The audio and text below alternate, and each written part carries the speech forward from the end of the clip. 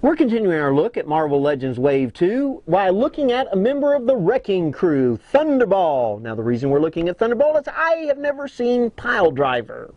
Now, as we look at these things, I'll tell you something that I find very unusual.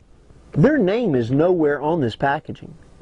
If your kid said to you, "Daddy, can I have a Thunderball?" you wouldn't know whether this was him or not, unless you're a comic fan. Nowhere on here does it say. Now, up in the top, you've got, they're using the dual packaging, so you've got Pile Driver, and then you got Thunderball, but nowhere on this package anywhere that I have been able to find does it say Thunderball. Not Dr. Franklin, nothing. Now, as you can see on the back, you can kind of see them together. Mine, I got this one at a Walmart, and it was pretty crushed. You can see the other figures in the line that you're going to need to build Arnim Zola. Now, this says it comes with his head and his control rod. I always consider the TV box his head, and this more of like his headpiece, but, whatever. Anyway, we're going to go ahead and open him up, and I will get right back with you. So here we are looking at Thunderball of the Wrecking Crew. There, of course, is your little bio that you get. Talks about how he and Red Skull are buds. Once again, the map, saying that this is part of Marvel's Wrecking Crew with the head. Speaking of that, that's the head. And this is his control rod. Okay, so right now we have a left arm. We're 2 figures into the wave, and we can't really connect anything together, but that's okay. Thunderball wouldn't be Thunderball without his ball. And so it is a non-articulated chain, but the ball will turn, but who cares because it's a ball. He's a pretty big boy.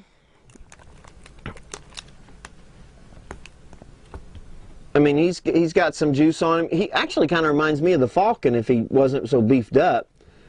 His belts spin, just like Dawkins did, Dark Wolverines. He's got some articulation. I'll show you that when we get close up.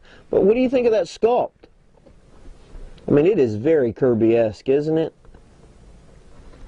It's pretty simple uniform. It'd be hard to mess up their paint, but I do like all the detail in the muscles and things like that. I think that actually really looks good. Now, his hand will fit the ball. So that's actually kind of cool. So that's kind of neat. The paint job I've got, mine has a real decent paint job, no discolorations or anything. Looks good. I do like how articulated these heads are. Isn't that awesome? We'll go ahead and let's look at him up close. Thunderball looks mean, doesn't he? This is really a truly huge figure. Just so you know, here's his chain and his ball. Just wanted to give you kind of a close-up of that. They did a pretty good paint job on that.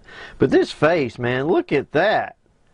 That is got great head articulation. I think that's great. Make sure you come to the web and you can, or to the website aftimes.com, and you can see the comparison shots. I mean, huge dude. Look at the guns on this Joker. Nice hands, gloves. I mean, still lots of articulation for a guy this size. I am still not liking the cantaloupe hips on these guys, but they do provide a great deal of articulation. We do have toe movement. I don't think that's a rock or ankle. I guess you could kind of consider it, but anyway, if you're looking for these figures, don't forget enchantedtoychest.com. Make sure you come to the boards and hang out with us and tell us your thoughts. We've got a great marketplace and a great set of guys there that can help you find stuff. Not a lot of good toy discussion. Well, I'll see you with the next figure in Marvel Legends Wave 2. This is Doc Owen with aftimes.com.